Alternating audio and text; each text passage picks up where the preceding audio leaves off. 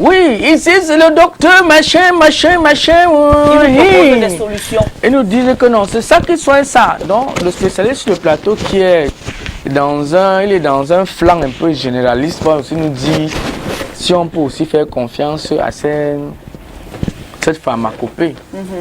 Ou alors s'il faut acheter. Il est là. Bah écoute, Larry Stéphane, bonjour. Parce que moi je suis... Bonjour Larry Stéphane. Bonjour mes grâces, bonjour à tous ceux qui nous regardent ce matin. Bonjour Larry. Mais j'ai un souci, hein, en fait pas que... c'est pas que... c'est pas qu'un souci. Mais en fait je me pose la question à quoi ressemble l'herpès. L'herpès, c'est vrai qu'on lit. Je lis, mais... Je veux savoir à quoi ça ressemble, c'est quoi. Et quand il dessine ça, tu vois les boutons oui, sur le sexe. L'herpès labial. Ok. En ce qui concerne, on parle aujourd'hui de l'herpès labial, encore appelé bouton de fièvre, ou encore appelé feu sauvage. Alors, bouton de fièvre, pourquoi? Parce que généralement, l'endroit, pour ne pas dire idéal, où elle se présente le plus, c'est au niveau des lèvres. C'est-à-dire, vous allez voir là. Non, le bouton que j'ai ici là, c'est le bouton herpès. Non, ça ne se présente pas. Donc, t'as pas, c'est le bouton d'amour, mes gars. Alors, voilà, donc vous allez le trouver là. C'est vrai qu'on peut le voir même au niveau des narines, même sur le menton, même sur la joue. Mais beaucoup plus là, sur les lèvres, vous allez constater, ça forme des petits vésicules. Donc, ce qu'on voit souvent ici au milieu, sur voilà, le contour des lèvres là, justement. des boutons avec un peu de pu. Voilà, il y a du pu, le liquide, voilà, blanchâtre à l'intérieur.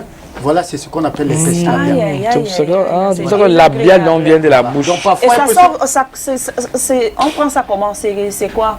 C'est les gens qui font la cave, qui font le cunilingus, voilà, qui pratiquent du cunilingus. Ça également, il faut dire que c'est vraiment contagieux.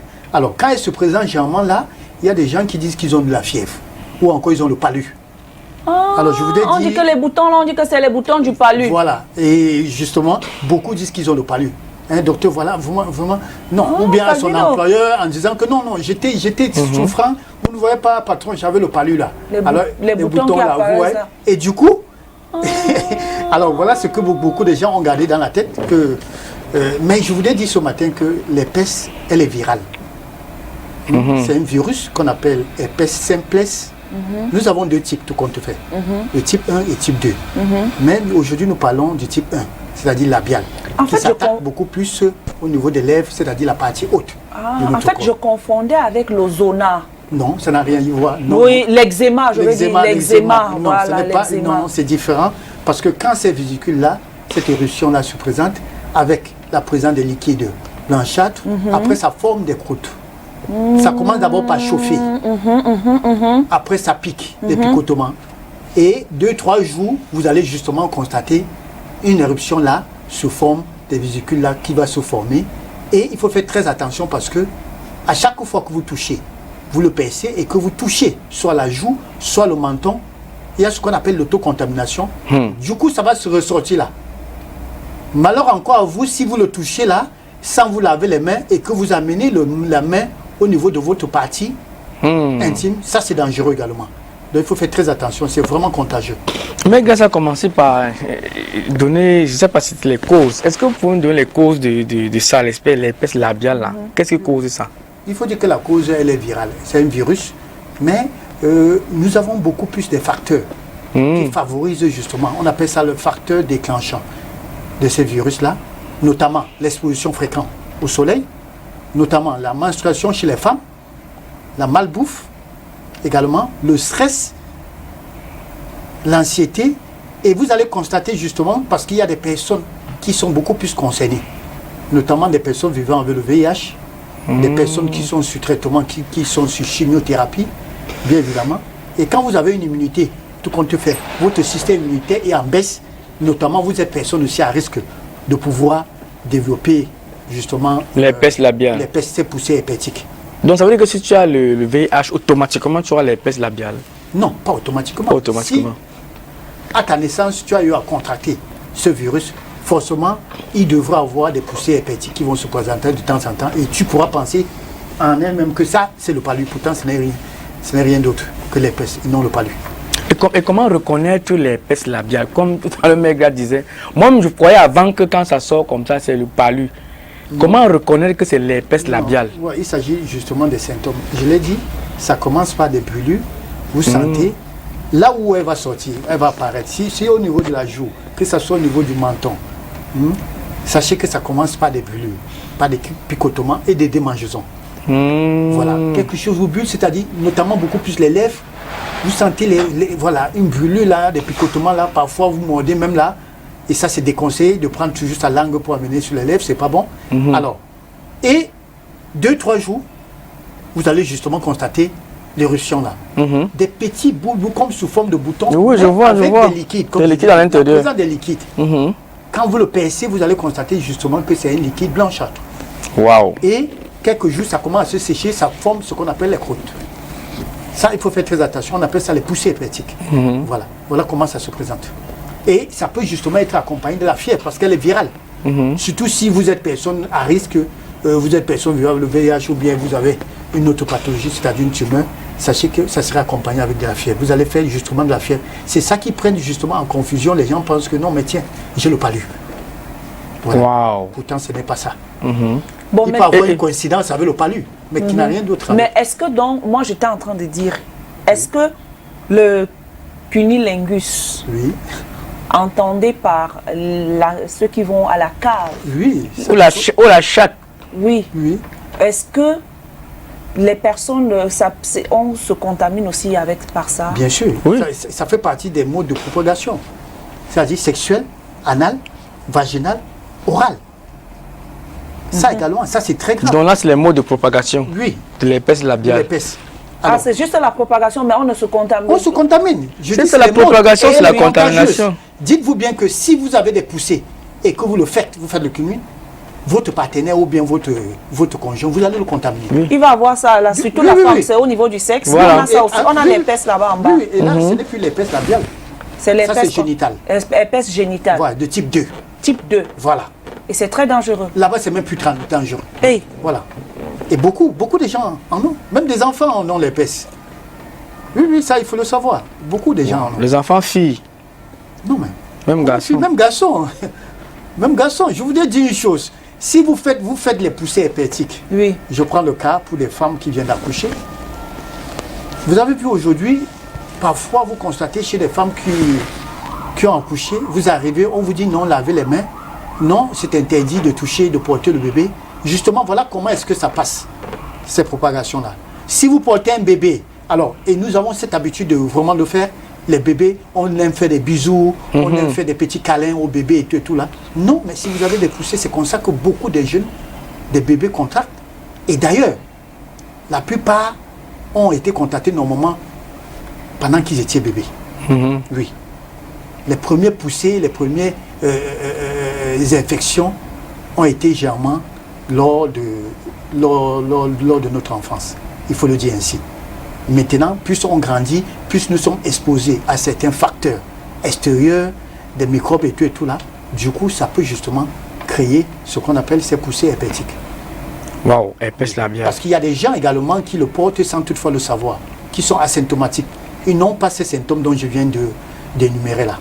Mais ils transmettent la maladie.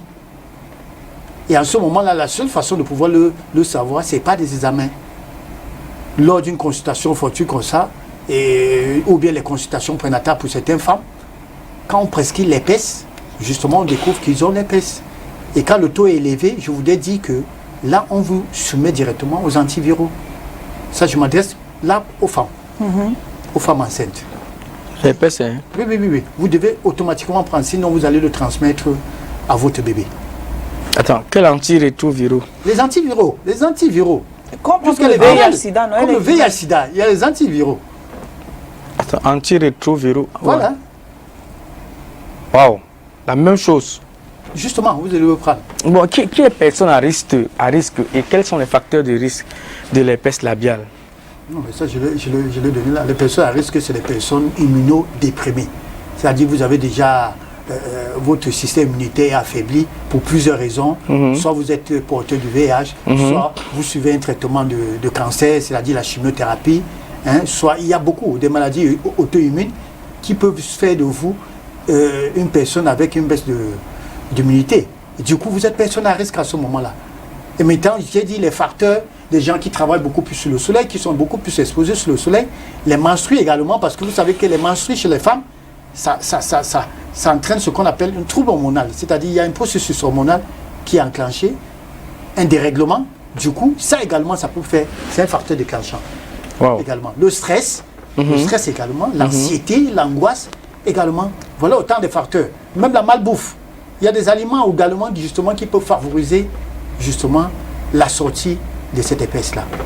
Notamment les aliments qui contiennent ce qu'on appelle la génine, c'est-à-dire cet acide aminé. Wow. Est-ce qu'on peut prévenir l'épaisse labiale et est-ce qu'il y a un traitement? Non, mais la seule manière de prévenir, ça serait très difficile. Pourquoi? Parce que beaucoup plus contractent ça quand ils sont bébés, quand ils sont enfants.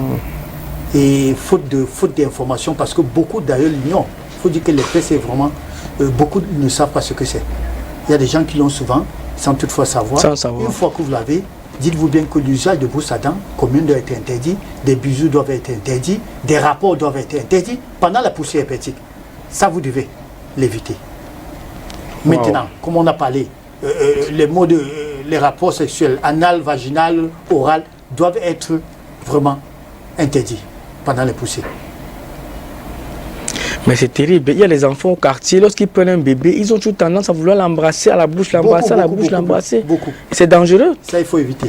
Parce que ce qu'il faut dire, c'est que l'épaisse en elle-même, que ce soit du type 1, que ce soit du type 2, elle ne se guérit pas. Une fois que vous avez été déjà contaminé, c'est à vie. Ça, il faut le savoir. Mais maintenant, le problème, c'est beaucoup plus chez les bébés. Des complications que ça peut entraîner. Des problèmes neurologiques. C'est ce qu'il faut savoir. Neurologique, c'est-à-dire? Oui, les neurones, c'est-à-dire le cerveau en général. Les nerfs. Les nerfs et tout ce qui est dysfonctionnement. Voilà. Ça, c'est très dangereux pour le bébé. D'où la consultation prénatale est très importante. Y compris le bilan. Parce que quand on dit consultation prénatale, ça ne suffit pas. Il y a des gens qui font des consultations prénatales et certaines femmes vont jusqu'à choisir l'examen qu'ils vont faire. Au-dessus de ce que le médecin ou le gynécologue a prescrit ou la sage-femme. Ils choisissent, ils disent non, je fais le chlamydia, je fais la torso. Non, je ne fais pas l'épée, ça c'est même encore quoi. Non, je ne fais pas. Non, faites très attention. Ils choisissent les examens qu'ils doivent faire. Jamais l'épaisse fait partie des examens. On le demande toujours, ça c'est important. Mais n'étant pas informés, n'étant pas sensibilisés sur ce que c'est la chose, c'est pour ça qu'à priori, ils éliminent sans savoir que non, c'est très dangereux pour le bébé. Parce que ce qu'il faut dire également, c'est que ces femmes-là sachent que quand vous êtes enceinte et que vous faites des poussées hépatiques, vous n'accouchez plus par voie basse, c'est pas césarienne. Oui, oui. Justement, si vous tombez sur un médecin conscient, il ne vous fera pas accoucher par voie basse. C'est la césarienne. Ça, c'est obligatoire. Sinon, l'enfant sera contaminé. Sinon, l'enfant porte tout. Hey. Oui, oui, ça, il faut le savoir. Ça, c'est important. L'herpès génital. Oui, oui, oui, quand vous faites des poussées. Non, mais est-ce que l'herpès labial peut être contaminé? Oui, justement, quand c'est oral. J'ai dit quand vous faites déjà l'oral. Oui, la femme enceinte. Bien sûr. Hey. Calvino. Oui. C'est-à-dire que quand c'est en haut, là, quand vous faites des poussées, c'est justement que vous restez là, peut-être sur le cou. On met le menton, parce que généralement, quand on met le menton là, on dit que oui, on met le menton là. Le menton, c'était même le sumono bicycle, et puis. Pour pouvoir chasser. Oui. Et certains, justement, quand ils prennent un antipaludien, oui. Ça, c'est ce que j'ai beaucoup plus vu, quand ils prennent un antipaludien ou bien un antibiotique, quand ça disparaît, le lendemain ou bien le troisième jour, ils disent que non, le palu, j'ai soigné le palu. Ils ne comprennent pas tout simplement que non, le palu en elle-même est venu, c'est un facteur déclenchant pour que l'épaisse se présente. C'est ce qu'on appelle une poussée hépatique. En elle-même, vous n'avez pas soigné l'épaisse. Tant que vous ne prenez pas les antiviraux, vous n'avez pas soigné. Parce qu'il faut faire justement repartir cette poussée-là.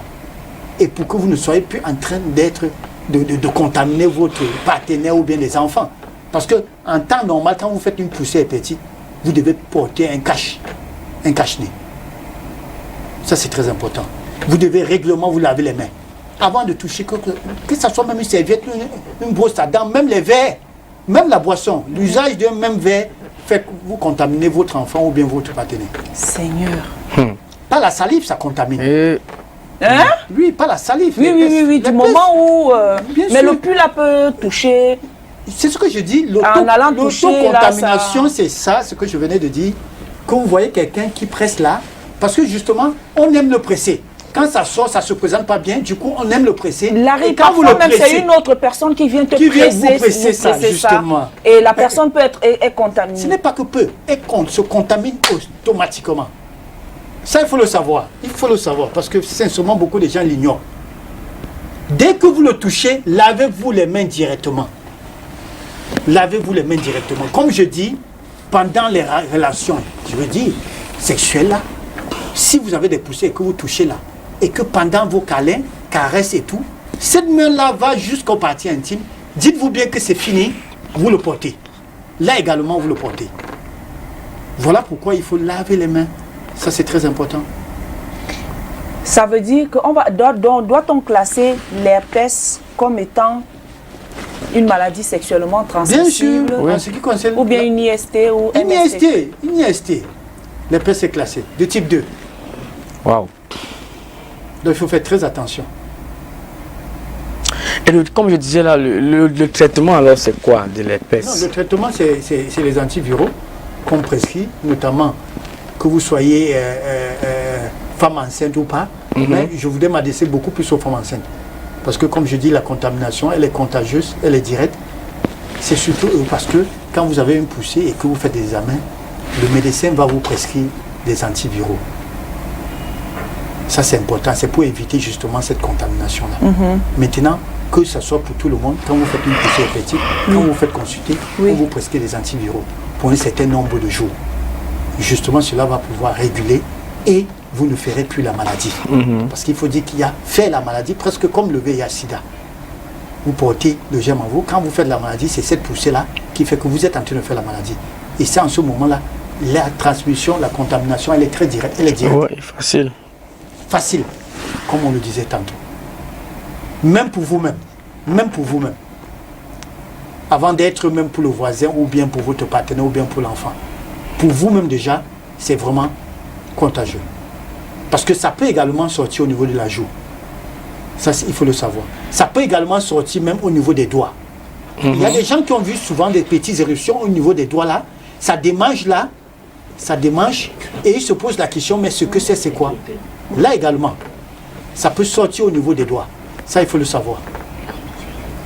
Bon, ça veut dire que ici, j'ai une question vraiment. Ça veut dire que dès que on a une poussée, on appelle ça herpétique. Oui. On a une poussée. Qu'est-ce qu'on doit faire? Quel est le comportement qu'on doit adopter là, dès qu'on commence à avoir une poussée au niveau des lèvres là? Justement, la première des choses à faire, c'est d'éviter de percer. De percer. Ça, c'est de 1. D'ailleurs, il faut dire qu'on commence par la consultation. Ça, c'est clair. Il faut se faire consulter parce qu'on va vous prescrire. Il y a des antiviraux qui existent pour application locale, hein, sous forme de pommade, sous forme de crème. Ça vous permet d'appliquer. C'est vrai qu'il y a des secrets de grand-mère que je vais justement donner qui permettent aussi d'appliquer quand vous avez des poussées. Ça dit, de 1, évitez de manipuler. Quand bien même vous le manipulez, lavez-vous les mains. Et vous devez vous isoler. Ça, c'est très important. Vous isoler, c'est pour éviter de contaminer la famille, les enfants, votre femme. Si c'est la femme, votre époux. Ça également, vous devez prendre des précautions. Et de 2, vous devez vous soumettre au traitement. Ça, c'est important. Maintenant, comme secret de grand-mère, justement, pendant les poussées là, il y a le vinaigre de cidre. Il y a la bicarbonate de sodium. C'est-à-dire, vous allez imbiber de l'eau avec de la bicarbonate, avec une compresse, que vous allez tapoter là-dessus. Ça fait disparaître rapidement, ça fait sécher rapidement ces éruptions-là. En moins de 24 heures. Ou encore du vinaigre de cidre, que vous allez badigeonner là-dessus. Une fois que ça apparaît, ça, c'est également efficace. Waouh. Mais toujours est-il dit, vous devez prendre les antiviraux. Ça, c'est important. Oui. Bon, en dehors des antiviraux, dès qu'on a l'herpès labiale, est-ce qu'il y a des aliments à éviter et des aliments à privilégier qu'on a l'herpès labiale là? Bien sûr, il y a un rapport justement direct entre les aliments et le virus en elle-même. Mais en ce qui concerne le cas de l'herpès, bien évidemment, nous avons des aliments contenant de l'arginine. Et l'arginine, quand je parle de l'arginine, il s'agit des acides aminés, bien évidemment. Hein, des acides aminés, et notamment, je parle ici du chocolat, de l'arachide, c'est-à-dire vous devez éviter. Ça, c'est les aliments à éviter. Quand vous avez des poussées, voilà. L'arachide, tout ce qui est grain, c'est-à-dire grains de sésame, tout ce qui est grain, les amandes et tout, vous devez éviter les grains. Les noix également, vous devez éviter. Et j'ai parlé du chocolat. Vous devez éviter ça. Oui, parce que là, ça favorise davantage la multiplication du virus, la prolifération. Ça les nourrit. Ça les nourrit, en quelque sorte. Quand bien même vous prenez les antiviraux, dites-vous bien que les choses ne peuvent pas se stopper d'ici peu. Alors maintenant, pour les aliments qui favorisent justement la cicatrisation, elle est assez rapide. Il faut manger justement des aliments qui contiennent ce qu'on appelle la lysine. La lysine fait partie également parmi les 20 acides aminés dont nous consommons. La lysine, justement, on le trouve où? Dans la viande, notamment la volaille, le porc également. Maintenant, on trouve également dans le soja, très bénéfique d'ailleurs, et que nous consommons même d'ailleurs, même aux personnes vivant avec le VIH, tout compte fait, tous ceux qui ont un système immunitaire affaibli, on conseille beaucoup plus de consommer du soja. Ça, c'est très important. Donc, pour ce cas échéant, vous consommez beaucoup du soja, ça c'est bon, et beaucoup plus des fruits rouges. Pourquoi? Parce que riche en antioxydants, quand je parle de fruits rouges, c'est la framboise, c'est les baies, c'est les mûres, c'est les raisins, tous ces fruits-là, voilà des fruits rouges. Pour ceux qui n'ont pas les moyens, peuvent consommer beaucoup plus de fruits, et des fruits, des agrumes également. Pourquoi? Parce qu'on trouve de la vitamine C. Et vous savez que le rôle déterminant de la vitamine C ici, c'est justement de combattre l'infection, bien évidemment. Voilà des aliments qu'il faut. Éviter bien évidemment tout ce qui peut favoriser également ce qu'on appelle les inflammations, notamment des aliments, c'est-à-dire des fritures, la charcuterie, des huiles raffinées, bien évidemment, ça également, il faut l'éviter. Et éviter également les aliments beaucoup plus acides, notamment comme le pain, la farine. Voilà. Moi, avant de revenir sur l'alimentation même de cela, moi j'étais encore sur, parce que je suis sûre que beaucoup ne comprenaient pas encore vraiment l'importance, en fait, cette maladie. Moi, par exemple, je constate, on va dire, on négligeait encore les conséquences de cette maladie. On voyait, on se disait juste que c'est des boutons de fièvre, parce qu'on va dire boutons de fièvre, alors que c'est l'herpès. Voilà. Beaucoup pensaient encore que c'est ça. Moi, aujourd'hui, je comprends que si je vois quelqu'un qui a ça, je devrais faire très attention de ne pas toucher cette personne, parce que je pourrais être contaminé par la même maladie. Parce que, et moi, je reviens maintenant sur, si un enfant a ce type, est-ce que les boutons peuvent aussi apparaître sur les enfants, les bébés? Même les bébés, même jusqu'à la partie génitale. Wow. Ça, je le dis encore. Il faut le savoir. Ça, je le dis. Que vous non, soyez, bébé qu'on porte, on laisse là et on donne comme ça. Et qui partent faire les bisous, justement, que vous soyez adulte ou bébé, c'est pareil. La manifestation, les symptômes sont les mêmes. Ce n'est pas parce que vous êtes bébé, c'est les mêmes. J'ai vu des bébés avec l'herpès labiale, ça j'en ai vu. Et qu'est-ce que cette maman a fait? Justement, elle a pris le menthol pour pouvoir y mettre. Parce que ça, c'est la première des choses qu'on fait jamais. Mais est-ce que le menthol soigne ça? Non, ça n'a rien à y voir. Le menthol n'a rien à y voir. Donc même si on met le menthol, c'est toujours, on est contagieux. On est contagieux. C'est juste que le facteur déclenchant, ça va dépendre du facteur déclenchant. Une fois que, si c'est le stress qui a été le facteur déclenchant pour votre cas, une fois que la chose est résolue, vous stressez pourquoi? Soit pour un problème conjugal, soit pour tel, et que ça a été le facteur. Une fois que la situation est résolue, le système immunitaire reprend, tend également à grimper, à atteindre son pic. Et du coup, elle peut disparaître. Vous pensez que c'est parce que vous avez pris la quinine ou bien un antibiotique que ça part? Non. Voilà. Ça, je le dis encore sur ce plateau. Donc ça guérit seul. Mais c'est ce que je dis, je l'explique encore. Ça peut toutefois disparaître, mais ne pensez pas que c'est parce que vous avez pris l'antipaludien. Non, non. C'est parce que vos anticorps ont voilà, c'est ce que je disais tantôt. Mais dites-vous bien que quand bien même ça part, vous êtes censé consulter et prendre les antiviraux. Ça, c'est très important.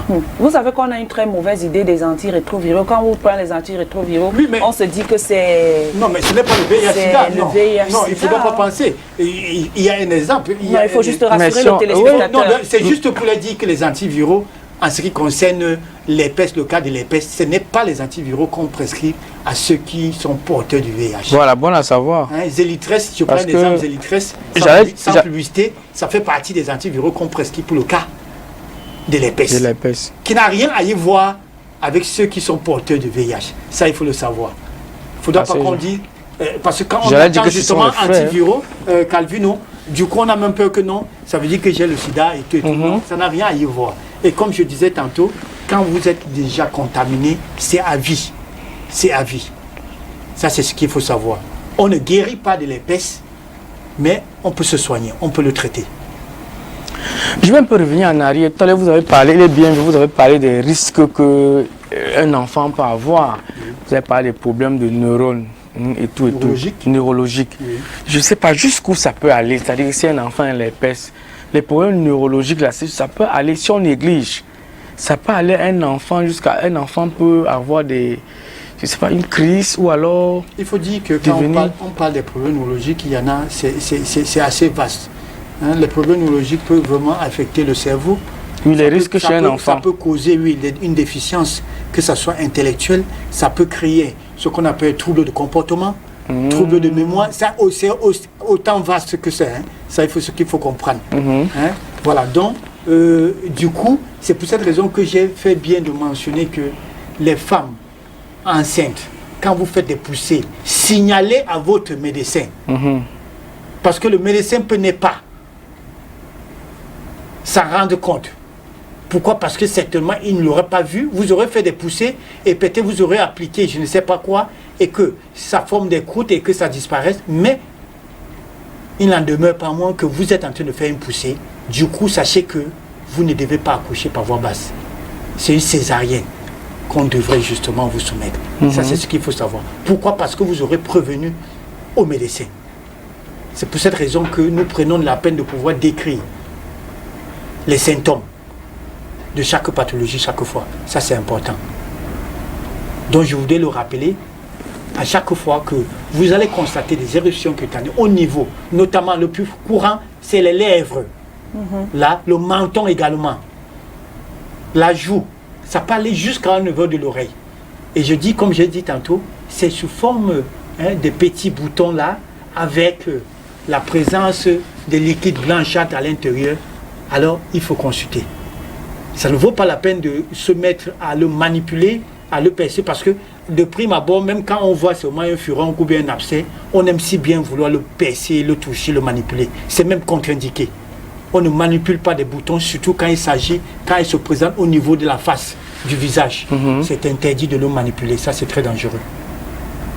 Donc voilà, c'est ce qu'il faut retenir ce matin. Oui, la ligne, je ne sais pas si on peut ouvrir la ligne pour permettre aux téléspectateurs de pouvoir appeler pour poser vos questions. Si vous avez des points d'interrogation dans vos têtes sur la question de l'herpès labial ou encore même l'herpès génital, parce qu'on ne peut pas parler de l'herpès labial sans parler de l'herpès génital. Donc vous avez des questions. Alors, vous pouvez appeler, j'espère qu'au niveau de la technique, on mettra le numéro de téléphone si c'est possible. Si ce n'est pas possible, on va continuer avec Larry Stéphane qui nous parle des dangers de cette maladie. Parce que nous ignorons, moi particulièrement, je négligeais cette maladie. Aujourd'hui, je me rends compte que je ne devrais pas m'approcher des personnes qui ont ça, ou alors m'approcher, même si je m'approche d'eux, je ne devrais pas toucher cette zone touchée, la zone touchée qui est généralement les lèvres. S'il faut les toucher, on se lave les mains immédiatement après avec du savon, ou alors on peut même javeliser l'eau avec laquelle nous nous lavons, ou de l'alcool pour désinfecter les mains qui ont touché ces endroits. Moi je suis coriandre, donc du coup quand j'entends ce qu'on dit sur une certaine maladie, je commence à avoir peur. Je vis dans une sorte de psychose, je deviens parano. Parce qu'avant, il y avait des choses je faisais peut-être par ignorance. Et quand je suis au courant des dangers d'une maladie, moi je commence à avoir peur. Donc Larry, avec cet herpès, comme tout à l'heure tu as dit qu'on devrait éviter, on devrait plutôt que les enfants, les manifestations de l'herpès sont les mêmes, que ce soit sur les bébés, les enfants ou les adultes. Donc les manifestations sont les mêmes. Et maintenant, on prend juste des précautions pour éviter, c'est-à-dire se désinfecter les mains, laver les mains. Et puis maintenant, et quand on a alors, je veux poser la question, avec ces boutons, est-ce qu'on ne peut pas prendre de l'alcool pour pouvoir aussi désinfecter? Non. L'alcool n'a rien à y voir. Non. On n'a pas besoin.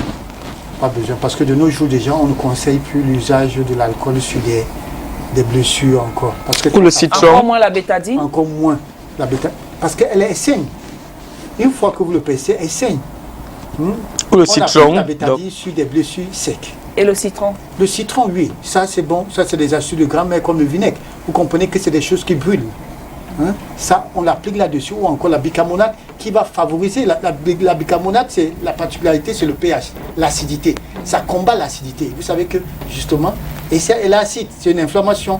Alors, la bicarbonate va justement réguler le pH acido-basique. C'est pour cette raison que vous pourrez voir, justement, le lendemain, cette croûte-là disparaître. C'est ça la particularité avec la bicarbonate. La même chose également avec du vinaigre de cidre. Ça, c'est ce qu'il faut retenir. Ce que je voulais également mentionner, puisque on ne peut pas parler de 1 sans parler de 2, bien évidemment, c'est que la particularité avec l'herpès génitale également, autant pour moi, c'est que, contrairement à d'autres IST, c'est que le port de préservatif ne protège pas. Et l'herpès? Oui. Pourquoi je le dis? Je m'explique pour que vous compreniez. Le chlamydia, que ce soit le mycoplasme, d'autres IST, c'est dans la sécrétion. Vous comprenez? Mais pourtant, quand vous portez l'herpès génital, au niveau, chez la femme, au niveau de la vulve, vous allez trouver justement ces éruptions-là qui sont localisées à ce niveau-là. Vous savez que le port de préservatif, mais grâce au préservatif qu'on enfile, ne porte pas les testicules de l'homme, la bouse de l'homme, ça vous le savez. C'est uniquement au niveau de la verge. Alors, où est-ce que la bouse, tout ça là va se déposer pendant les rapports? Vous comprenez justement qu'il y a une contamination, c'est-à-dire un rapport direct en ce moment, un contact direct, autant pour moi. Donc voilà ce que je voudrais rappeler à ceux qui nous suivent, pour qu'ils comprennent que quand vous faites des poussées ou bien vous êtes sujet à l'herpès génital, la seule chose à faire en ce qui concerne la prévention, c'est de ne pas entretenir les rapports sexuels. Ça, c'est important de le savoir. Wow. Alors, il faudra peut-être... L'éruption dont je fais allusion ici n'est pas à l'intérieur, comme d'autres IST en réalité, où c'est dans le sang ou bien dans la sécrétion. Ici, vous allez trouver chez l'homme, au niveau du gland, quand je parle du gland, c'est-à-dire c'est la tête de la verge, vous allez trouver des éruptions là-dessus. Ces mêmes boutons-là qui peuvent faire le tour. À chaque fois qu'il pèse, justement, ça se présente. Chez la femme, au niveau de la vulve également, vous allez trouver ces éruptions qui vont tapisser justement cette membrane. Vous comprenez justement pourquoi le port de préservatif ne pourra pas protéger le partenaire, le conjoint qui va s'aventurer à vouloir faire des rapports en ce moment-là. Ça, c'est interdit. Ça, il faut le savoir. Donc la contamination de l'espèce est très rapide, et violente. Très violente. Ça, vraiment, il faut le dire. Il faut le rappeler pour que les gens comprennent. Donc on n'attend même pas que ce soit le spermatozoïde. Non. Ça, il faut vraiment consulter et que vous preniez vos médicaments. Ça, c'est important. J'ai dit parce que tout à l'heure, vous avez parlé de l'herpès type 1 et type 2. Oui. Est-ce que le type 1 est plus dangereux que le type 2? Et en fait, donne-nous les différences des deux types. Non, l'herpès labial, c'est ce qu'on appelle l'herpès du type 1. Ah, d'accord. dont la cause c'est un virus, on appelle virus simplex, herpès simplex, de type 1. Maintenant, le type 2, c'est ce qu'on appelle l'herpès génital. Génital, ok. Qui est de type 2. Et plus dangereux, c'est l'herpès du type 2. Voilà. Sauf que le type 1, c'est beaucoup plus classique. C'est beaucoup plus fréquent. Les gens sont beaucoup plus sujets à cela, mais sans toutefois le savoir. Ça, c'est vrai. Mais voilà. Mais contrairement au type 2, où également, c'est vrai que beaucoup plus chez les femmes. Ils le confondent parfois, ils disent qu'ils ont une lésion. À force de gratter, quand ça fait une lésion, ça se présente Oui. sous forme de... Allô, bonjour madame, on vous appelle. Comment vous appelez d'où? Moi, c'est quand je suis mariée, je l'appelle de Malmayo en fait. Oui, de Mbalmayo. Nous vous écoutons, Marie. Pardon? Nous vous écoutons, Marie, depuis Mbalmayo. Nous vous écoutons. Allez-y. Oui, c'est par rapport à ce que le docteur est en train de parler là, de la maladie, le peste là. Oui. Parce que j'ai une cousine qui a eu ce même problème. Bon, je ne suis pas sûre en fait, parce qu'elle avait les boutons qui poussaient sur le sexe, sur la bouche. Ça s'est enflammé. Je ne sais pas si ça peut prendre tout le corps, parce que ça s'est retrouvé sur tout le corps. Quand on faisait les examens à l'hôpital, on ne trouvait rien. Bon, on se battait à mettre des pommades, on prescrivait les pommades et les pommades jusqu'à elle en est morte. Ah, Donc, ce que je veux savoir, c'est si la maladie, les pestes là, ça peut prendre tout le corps. Ok, ce que je voulais répondre là, je l'ai dit d'entrée en jeu que les pestes, elles peuvent justement, il y a ce qu'on appelle l'autocontamination. À chaque fois que ce liquide qui Elle a contient... accouché, ça s'est aggravé. Elle a accouché, ça s'est aggravé. Larry. Ok, ce que je voulais dire, pour répondre à la dame, les pestes justement peuvent prendre le corps. Donc 2 mois après l'accouchement, elle est morte.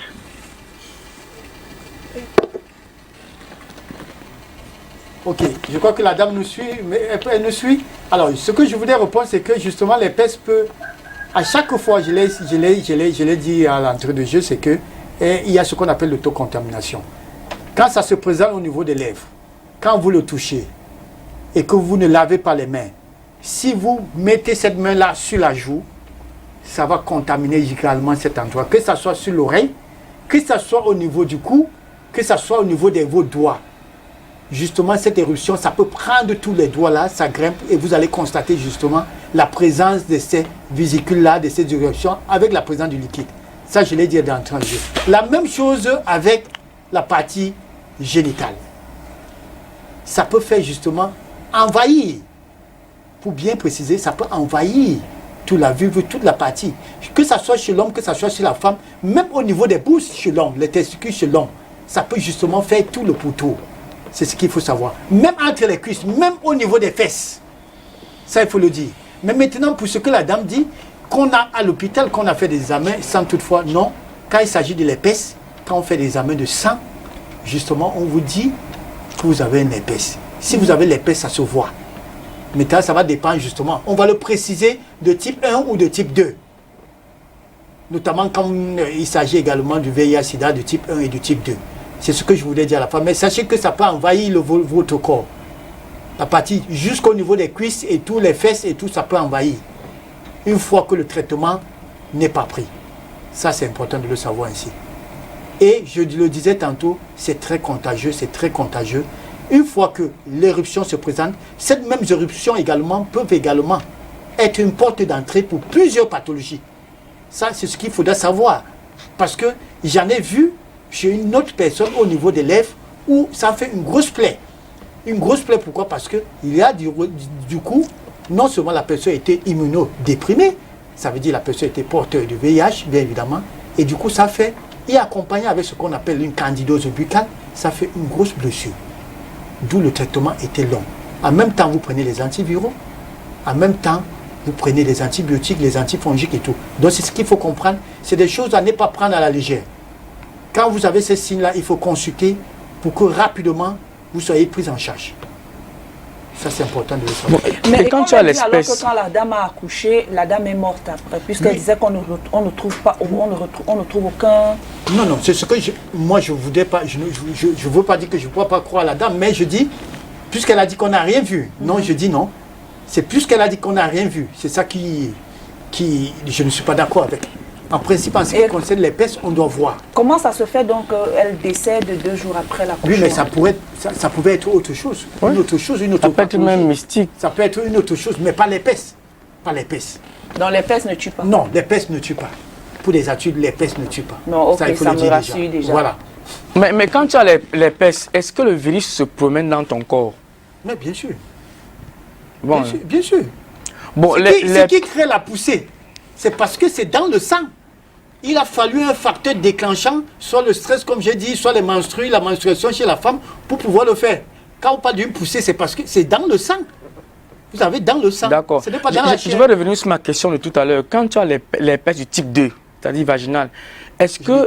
Génital. Oui. Est-ce que la transmission, ça peut se transmettre par le spermatozoïde ou les sécrétions vaginales? C'est déjà un contact direct de le sang. Contact direct, je viens de prendre un exemple là. C'est-à-dire que ça se reprend, ça se trouve sur la vulve au niveau de la femme, c'est à l'extérieur. Une fois que vous chaussez même pour votre préservatif, vous vous dites que vous êtes protégé, mais la bourse se dépose où? Ça se dépose où? Entre les jambes de la femme. Et si c'était sur la vulve, ça va justement contaminer vos bourses. Et là, vous ne direz pas que vous avez fait des rapports protégés à ce moment-là. Vous comprenez que c'est le contact. Ce contact direct peut déjà créer une contamination. Il vaut mieux s'abstenir. Il vaut mieux s'abstenir. Les pestes, les violentes, donc... Voilà. C'est ce On peut faire comme ça, qu'on voilà. a tout ça. Ça et ne va donc... pas tuer, parce que le traitement dure en moyenne combien de temps? Le traitement, c'est au moins 14 jours. Alors. Mais grâce à ce qu'il faut aussi le dire, c'est que beaucoup plus nous sommes habitués à ça. Quand vous convoquez ou soit vous invitez des couples en ce qui concerne les IST et que vous les mettez sur traitement, a priori, beaucoup pensent que quand vous commencez le traitement, vous avez la liberté de pouvoir faire des rapports. Non. Non. Il faut attirer l'attention de ceux qui nous suivent. Quand vous commencez un traitement, il faut s'abstenir. Oui, le temps que dure le traitement. Le temps que dure le traitement, c'est important. Voilà, ça c'est important. Après le contrôle, dès que le médecin vous donne le quitus, le OK, voilà. vous pouvez reprendre votre vie sexuelle. Voilà, c'est important de le... Mais c'est comme l'impression que c'est à ce moment-là que l'envie arrive, hein, comme si dans certains couples... Bon. Non, ne nous mentons pas, mais c'est vrai. Oui, mais il y a vous ne pouvez pas me dire le contraire, qu'il y a des couples qui sont venus vers vous, peut-être ils vous ont dit qu'ils ont biaisé le traitement, ils ont eu des rapports sexuels. C'est clair, justement, c'est ce que je dis. Ils sont donc surpris que ça récidive. Ça récidive. Ils disent que, mais tiens, non, mais nous avons suivi le traitement, comment est-ce que ça se passe et tout et tout. Ça, c'est pour ça que je prends la peine de le rappeler, parce que la charge n'est pas la même. Parce qu'ils vont utiliser les préservatifs en se disant qu'ils sont en train de se protéger. Voilà, pourtant, avec l'herpès, comme vous avez dit tout à l'heure, le préservatif ne protège pas. Le préservatif ne protège pas. Il vaut mieux s'abstenir, tout simplement. Et pour finir, pour terminer, parce qu'on est à 11h50, maintenant, qu'est-ce qu'on va dire des aliments qui pourront permettre de ne plus tomber dans la récidive de cette maladie? Voilà, je l'ai dit tantôt, il faut consommer des aliments riches en ce qu'on appelle la lysine. La lysine, c'est des acides aminés, ça fait partie des chaînes de protéines. Et la viande de bœuf? La viande de bœuf, ça c'est bon. Du poisson. Du porc, la volaille. Ça c'est bon. Les œufs également. Les œufs très riches en lysine, c'est-à-dire cet acide aminé. Ça c'est très riche. Le but justement... L'œuf à la coque ou... L'œuf à la coque. De préférence. Oui, de préférence, pas de friture. Évitez tout ce qui est friture. Ça d'office. Que ce soit la viande dont je viens d'énumérer, ce n'est pas en friture, ce n'est pas en frit. C'est à l'eau. À l'eau. Il faut le préparer avec des soupes et tout et tout. Le but même justement de ces aliments, c'est quoi? C'est pour booster l'immunité. Le système immunitaire qui est affaibli, parce qu'il faut dire que tout ce qui est viral, affaibli. Dans ce qui permettra maintenant aux anticorps de combattre. De combattre justement. Voilà le but justement de consommer ces aliments et d'éviter ces aliments dont j'ai dit tantôt qui contenaient la génine, qui plutôt favorise la multiplication de ce virus, notamment j'ai dit du chocolat. Voilà, j'ai parlé du chocolat tout à l'heure, j'ai parlé des grains, de sésame, tout ce qui est grain. Bien évidemment, il faut l'éviter. Et l'arachide également. L'arachide sous toutes ses formes, qu'elle soit grillée, qu'elle soit frais, il faut éviter. Parce que c'est riche en arginine. Et là, ça favorise la multiplication. Je parle du cas espèce, nous parlons de l'herpès. Quand on a été détecté positif à l'herpès. Voilà. Donc à ce moment-là, il faut éviter ces aliments-là, à savoir l'arachide grillé, le chocolat, les grains, le sésame, tout ce qui est grain, il faut éviter. Éviter. Oui. Pendant le traitement. Pendant le traitement. Voilà, c'est bon à savoir. Oui, ça c'est important. C'est important. Oui. Et maintenant, en ce qui concerne les légumes, on devrait consommer. Non, on devrait consommer. Les légumes sont alcalins. Ça combat contre l'acidité. Parce qu'il faut dire que nous consommons beaucoup plus acide. L'alimentation aujourd'hui, c'est beaucoup plus occidentale. Que vous savez, nous avons perdu cette habitude de manger chez nous, les repas de chez nous. Parce qu'il faut dire qu'il y a une différence entre les repas occidentaux et nos repas. Nos repas étaient beaucoup plus alcalins. Parce que c'est des légumes, c'est les ignames malaxés, c'est le maïs mélangé avec des légumes, tout ça. Voilà des aliments qui sont beaucoup plus alcalins, qui favorisent justement la guérison de beaucoup de pathologies. au lieu de consommer des aliments tels que fruits de plantain, fruits de pommes, fruits de poisson, ainsi de suite. Parce que si un plat est constitué que de fritures, fruits de plantain, fruits de poisson, vous ne direz pas que vous êtes en train de bien manger. Ça, c'est acide. Vous mangez acide en ce moment-là. Et si vous êtes sujet à l'herpès ou bien une maladie inflammatoire, ça ne va pas favoriser la guérison. Au contraire. Si deux partenaires sont contaminés Oui. et qu'ils font les rapports, est-ce qu'ils vont encore se contaminer davantage? Ça va récidiver. Ça va récidiver. Parce que non seulement le taux, ça va récidiver, non seulement le taux n'est pas le même. Vous pouvez avoir un taux de chlamydia 1 sur 30, 1 sur 56. Votre conjoint a un taux sur 100 62, ou 128, 128 ou Mais 256. dites-vous bien que non, ce n'est pas le même. Attention. Si pendant que vous traitez, vous faites des rapports, cette fois-là, je ne sais pas qui va donner à l'autre. Non, c'est dangereux. Autant mieux s'abstenir, chacun prend son traitement et vous allez continuer après. Absolument. Voilà. Pour éviter justement la récidive. Parce qu'il faut dire que, en ce qui concerne les IST en général, la récidive est beaucoup plus fréquente. D'accord. Merci beaucoup, Larry, de nous avoir éclairé sur cette maladie. Merci, Calvino. Comme d'habitude, merci. Tu nous apportes beaucoup de choses. Tu es très belle ce matin. Merci, Calvino. Et puis, merci à vous, chers téléspectateurs, de nous avoir regardés. Un coucou à Solange Béala, qui nous retrouvera certainement demain, quand il sera 10h. Ce sera l'équipe complète. Nous vous souhaitons un très bon après-midi, très bon début d'après-midi. Bon appétit à vous tous qui vous mettez à table. Et surtout, retrouvons-nous demain, quand il sera 10h. Prenez soin de vous, prenez soin aussi des autres. Ciao, Dieu vous bénisse. Il m'avait mangé le couscous jaune.